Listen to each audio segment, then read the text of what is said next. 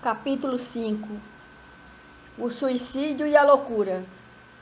A calma e a resignação, auridas da maneira de encarar a vida terrestre e na fé no futuro, dão ao espírito uma serenidade que é o melhor preservativo contra a loucura e o suicídio. Com efeito, é certo que a maioria dos casos de loucura são devidos à comoção produzida pelas vicissitudes que o homem não tem força de suportar. Se, pois, pela maneira que o Espiritismo faz encarar as coisas deste mundo, ele recebe com indiferença, com alegria mesmo, os reveses e as decepções que o desesperariam em outras circunstâncias. É evidente que essa força que o coloca acima dos acontecimentos preserva sua razão dos abalos que sem ela o sacudiriam. Ocorre o mesmo com o suicídio. Excluídos aqueles que se efetuam no estado de embriaguez e de loucura e que podemos chamar inconscientes, é certo que quaisquer que sejam os motivos particulares, tem sempre por causa um descontentamento. Ora, aquele que está certo de não ser infeliz senão por um dia e de serem melhores os dias seguintes, tem facilmente paciência. Ele só se desespera se não vê termo para seus sofrimentos. Que é, pois, a vida humana em relação à eternidade, senão bem menos que um dia? Mas, para aquele que não crê na eternidade, crê que tudo nele se acaba com a vida, se está oprimido pelo desgosto e pelo infortúnio, não vê seu termo senão na morte. Não esperando nada, acha muito natural, muito lógico mesmo, abreviar suas misérias pelo suicídio. A incredulidade, a simples dúvida sobre o futuro, as ideias materialistas, numa palavra, são os maiores excitantes ao suicídio. Elas dão a covardia moral. Quando se vê homens de ciência se apoiarem sobre a autoridade do seu saber para procurarem provar aos seus ouvintes ou aos seus leitores que eles nada têm a esperar depois da morte, não os conduzem a essa consequência de que, se são infelizes, nada tem melhor a fazer do que se matar? Que eles poderiam dizer para disso desviá-los? Que compensação poderiam lhes oferecer? Que esperança poderiam lhes dar? Nenhuma coisa, senão nada. De onde é preciso concluir que, se o nada é o único remédio heróico, a única perspectiva, mais vale nele cair imediatamente que mais tarde, e assim sofrer por menos tempo. A propagação das ideias materialistas é, pois, o veneno que inocula em um grande número de pessoas o pensamento do suicídio, e aqueles que se fazem seus apóstolos assumem sobre si uma terrível responsabilidade. Com o Espiritismo não sendo mais permitida a dúvida, o aspecto da vida muda. O crente sabe que a vida se prolonga indefinidamente além do túmulo, a mais em outras condições, daí a paciência e a resignação, que o afastam naturalmente do pensamento do suicídio. Daí, numa palavra, a coragem moral.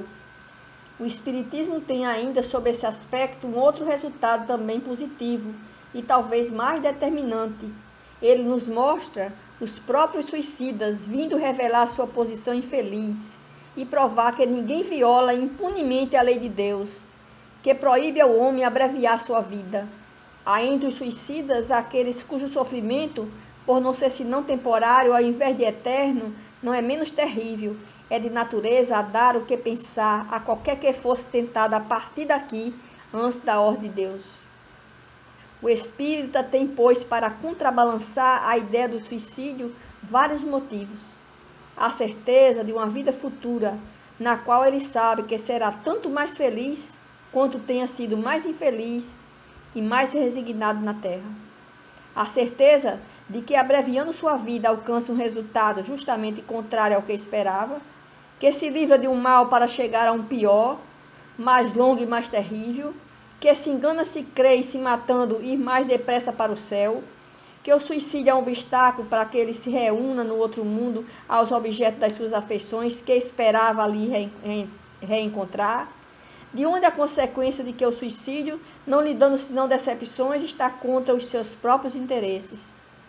Igualmente, o número dos suicídios impedidos pelo Espiritismo é considerável, e pode-se disso concluir que, quando todo mundo for espírita, não haverá mais suicídios conscientes.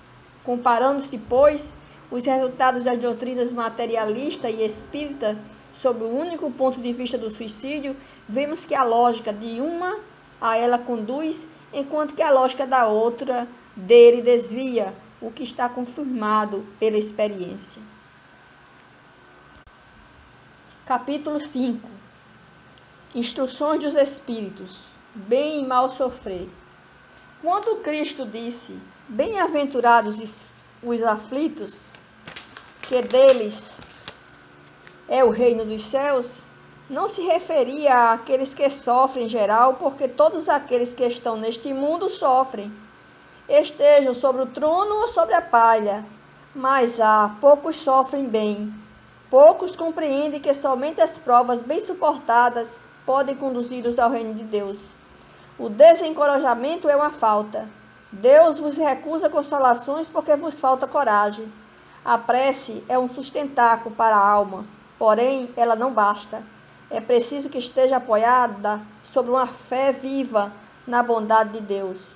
Frequentemente ele vos disse que não colocava fardos pesados em ombros fracos. O fardo é proporcional às forças, como a recompensa será proporcional à resignação e à coragem. Maior será a recompensa quanto a aflição não seja penosa, mas essa recompensa é preciso merecê-la, e é por isso que a vida está cheia de tribulações. O militar que não é enviado ao campo de batalha não fica contente, porque o repouso da retaguarda no acampamento não lhe proporciona promoção.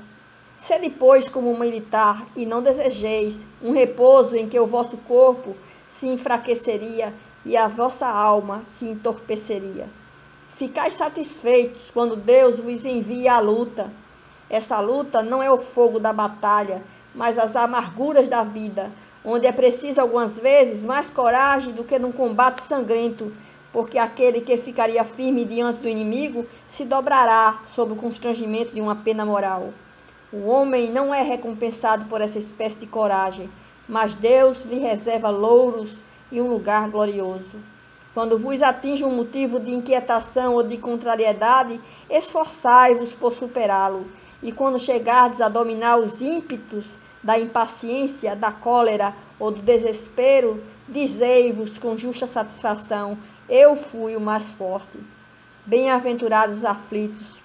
Pode, pois, ser traduzido assim: bem-aventurados aqueles que têm oportunidades de provarem sua fé, sua firmeza, sua perseverança e sua submissão à vontade de Deus, porque terão em cêntuplo a alegria que lhes falta na terra, e depois do trabalho virá o repouso.